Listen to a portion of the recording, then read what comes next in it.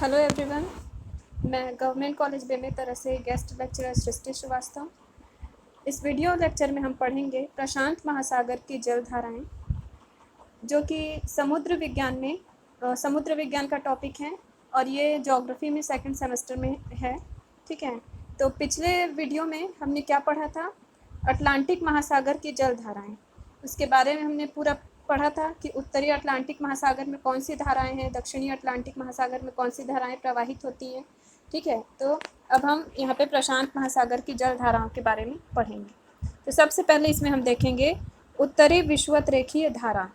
यह धारा मैक्सिको के तट से प्रारंभ होकर पश्चिम दिशा में प्रवाहित होती हुई 7,500 सागरीय मील की दूरी तय करने के बाद फिलिपाइन तट तक पहुँचती है।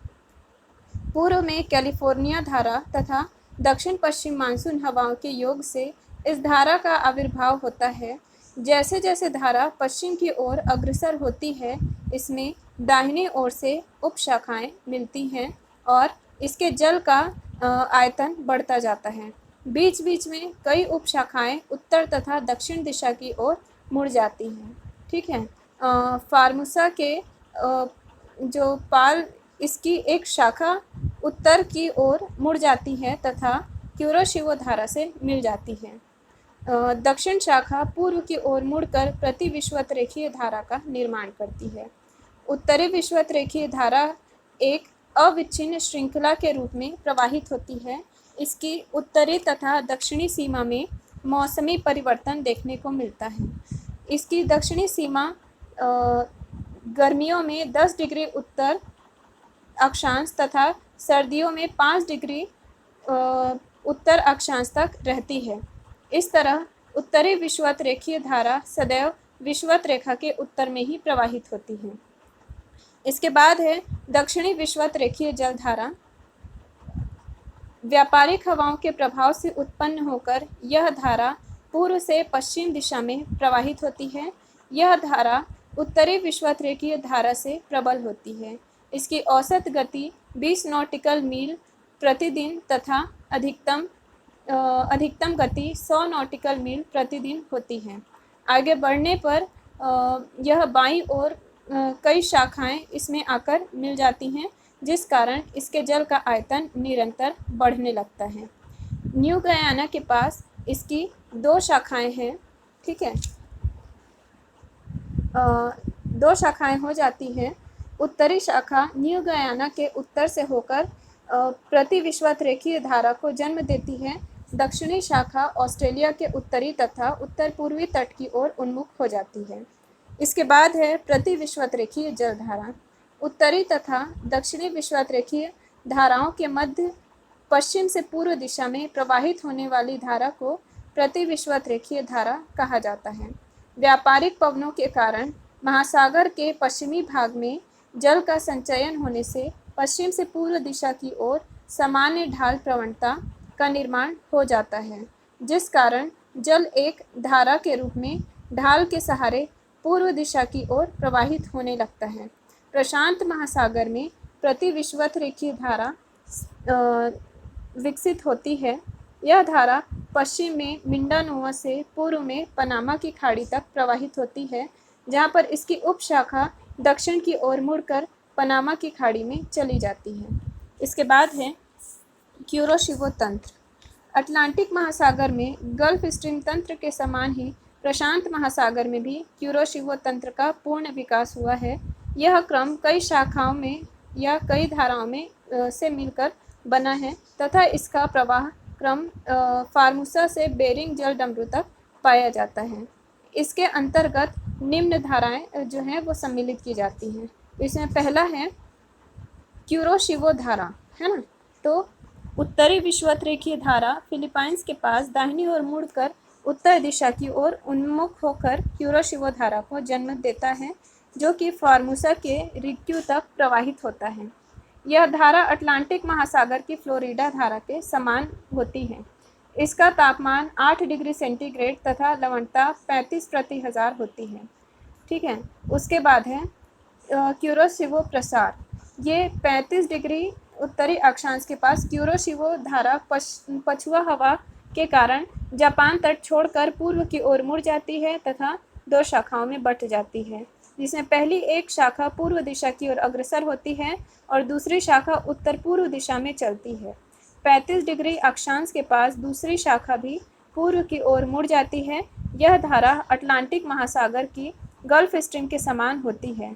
आगे चलकर क्यूरोशिवो के साथ उत्तर से आने वाली ठंडी आयोशिवो धारा से मिल जाती है। इसके बाद है उत्तरी प्रशांत महासागरीय प्रवाह। पछुआ हवा के प्रभाव में क्यूरोशिवो पूर्व की ओर निरंतर बढ़ती जाती है तथा उत्तरी अमेरिका के पश्चिमी तट तक पहुंचती है। 150 डिग्री पश्चिमी देशांतर के पहले इस धारा का प्रमुख भाग दक्षिण की ओर मुड़ जाता है और थोड़ा भाग अमेरिका तट तथा हवाई द्वीप के बीच प्रविष्ट होता है। आगे चलने पर इसका पुनः द्विशाखन हो जाता है। उत्तरी शाखा अल्यूशन धारा के रूप में प्रवाहित होती है, जबकि दक्षिणी शाखा कैलिफोर्निया धारा को जन्म देती है। अल्यूशियन धारा को पुनः दो भागों में बांटा गया है, जिसमें पहला है एक शाखा उत्तर की ओर बेरिंग तक चली जाती है, जबकि दूसरी शाखा अलास्का की खाड़ी में चली जाती है। इसके बाद है सुशिमा धारा। सुशिमा धारा 30 डिग्री उत्तरी अक्षांश के पास क्यूरोशिवो से एक शाखा अलग होकर जापान सागर में चली जाती है, जो पश्चिमी जापान तट से होकर प्रवाहित होती है। अपने उच्च तापमान तथा लवणता के कारण सुशिमा धारा तटीय भागों की जलवायु को काफ़ी प्रभावित करती है। इसके बाद है प्रति क्यूरोशिवो धारा। हवाई द्वीप तथा अमेरिकी तट के मध्य क्यूरोशिवो में चक्राकार रूप बन जाता है, जिस कारण इसकी दिशा पश्चिम हो जाती है। इसे प्रति क्यूरोशिवो धारा कहा जाता है। अब इसके बाद है आयोशिवो धारा। ठीक है, इसे क्यूराइल की ठंडी धारा भी कहते हैं। यह धारा बेरिंग जलडमरू से होकर दक्षिण की ओर प्रवाहित होती है, जिसके द्वारा आर्कटिक सागर का ठंडा जल प्रशांत महासागर में लाया जाता है। 50 डिग्री उत्तरी अक्षांश के पास इसकी एक शाखा पूर्व की ओर मुड़ जाती है तथा अल्यूशियन एवं क्यूरोशिवो धाराओं से मिल जाती है। दूसरी शाखा दक्षिण की ओर जापान के पूर्व तट तक प्रवाहित होती है। इसकी तुलना अटलांटिक महासागर के लैब्राडोर धारा से की जा सकती है। जहाँ पर आयोशिवो धारा क्यूरोशिवो धारा से मिलती है, वहाँ पर कोहरा पड़ता है, जो जलयान के लिए क्षतिकर होता है। इसके बाद है कैलिफोर्निया धारा। यह एक ठंडी धारा है जो अटलांटिक महासागर की किनारी धारा के समान है। वास्तव में यह धारा उत्तरी प्रशांत महासागरीय धारा का ही बढ़ा हुआ भाग है। जब व्यापारिक हवाओं के प्रभाव से अमेरिकी तट से जल हटकर उत्तरी विषुवतरेखीय धारा के रूप में पश्चिम की ओर प्रवाहित होने लगता है, तो तट के पास जल अभाव की आपूर्ति के लिए उत्तर से दक्षिण दिशा में कैलिफोर्निया धारा चलने लगती है। दक्षिण में पहुंचने पर यह व्यापारिक हवाओं के कारण पश्चिमी दिशा की ओर मुड़ जाती है और उत्तरी विषुवतरेखीय धारा से मिल जाती है। इसके बाद है पीरू धारा। ठीक है, तो दक्षिणी अमेरिका के पश्चिमी तट के सहारे दक्षिण से उत्तर दिशा में प्रवाहित होने वाली ठंडी धारा को पीरू धारा कहा जाता है, या इसे हम्बोल्ट धारा भी कहते हैं। तट के पास इसे पीरू तटीय धारा तथा तट से दूर पीरू महासागरीय धारा कहते हैं, क्योंकि इस धारा की चौड़ाई में विस्तार बहुत अधिक है। इसका तापमान तथा लवणता दोनों कम है। वेग होता है इसका 15 नॉटिकल मील प्रतिदिन और तट से सागर की ओर जाने पर इसका तापक्रम बढ़ता जाता है। इसके बाद है एल नीनो और ला नीना। एल नीनो को विपरीत धारा के नाम से भी जाना जाता है, जो दक्षिण अमेरिका के पेरू तट के पश्चिम में तट से 180 किलोमीटर की दूरी पर उत्तर से दक्षिण दिशा में प्रवाहित होती है। इसका विस्तार 3 डिग्री दक्षिण अक्षांश से शुरू होता है। ठीक है, और कुछ खास वर्षों में इसका विकास दक्षिण अमेरिका के पश्चिमी तट के सुदूर दक्षिणी छोर में होता है।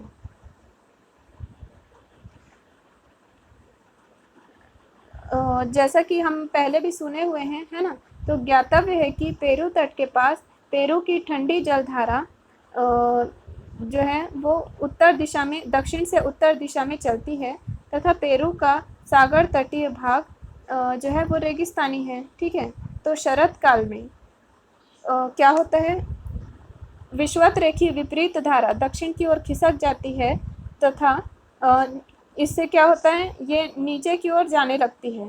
इस धारा के कारण पेरू तट का जो सामान्य तापमान है वो अधिक हो जाता है। एल नीनो गर्म जलधारा है जिसके आगमन पर सागरीय जल का तापमान सामान्य से 3 डिग्री सेंटीग्रेड बढ़ जाता है। ठीक है, तो क्या होता है, नॉर्मली हर वर्ष जो है प्रति विषुवत रेखीय जलधारा जो है, जो कि पश्चिम से पूर्व की ओर प्रवाहित होती है, वो पूर्व की ओर आने पर पुनः दक्षिणी विषुवत रेखीय जलधारा और उत्तरी विषुवत रेखीय जलधारा में विलीन हो जाती है। लेकिन कुछ वर्षों में, जैसे कि एल नीनो जो है हर वर्ष तो नहीं होता है, कुछ वर्षों में, कुछ गैप भी बोल सकते हैं, जैसे 2-3 वर्ष बाद या 4-5 वर्ष बाद यह दक्षिणी अमेरिका के पश्चिमी तट के सहारे दक्षिण की ओर मुड़ जाता है, जहाँ पे पेरू तट के पास, जहाँ पे पेरू की धाराएं चला करती हैं, तो ये पेरू की धारा कैसी होती है, ठंडी होती है। तो उसके प्रभाव से पेरू का तट क्या होना चाहिए था, वहाँ पे का तापमान ठंडा होना चाहिए था। लेकिन क्या हो जाता है उस समय, ये जो प्रति विषुवत रेखीय धारा पहुँचती है वो क्या है, गर्म जल धारा है, तो उसके प्रभाव से पेरू का जो तट है वहाँ पे का तापमान अपेक्षाकृत बढ़ जाता है और इसके कारण ये वाला जो क्षेत्र है उसमें उच्च दाब उत्पन्न होना चाहिए था, लेकिन क्या उत्पन्न होता है, एल नीनो के प्रभाव से निम्न दाब की उत्पत्ति हो जाती है। ठीक है, और इसी के ही प्रभाव से भारत में जो मानसून है वो भी क्या है, कमज़ोर पड़ जाता है। ठीक है, तो अब उसके बाद हम देखेंगे पूर्वी ऑस्ट्रेलिया धारा। तो दक्षिण विषुवत रेखीय धारा जब ऑस्ट्रेलिया के तट के पास पहुंचकर विभाजित हो जाती है तो उसकी दक्षिण शाखा ऑस्ट्रेलिया के पूर्वी तट के सहारे दक्षिण दिशा में बहने लगती है, जिस कारण न्यूजीलैंड इस धारा द्वारा घिर जाता है। 40 डिग्री दक्षिण अक्षांश के बाद पृथ्वी की परिभ्रमण गति के कारण विक्षेपक तथा पछुआ हवा के कारण यह धारा मुड़कर पूर्व दिशा की ओर प्रवाहित होने लगती है। यह एक स्थायी एवं गर्म धारा है जिससे पूर्व ऑस्ट्रेलिया तट का काफ़ी दक्षिण तक तापमान ऊंचा बना रहता है। इसके बाद है पछुआ पवन प्रवाह।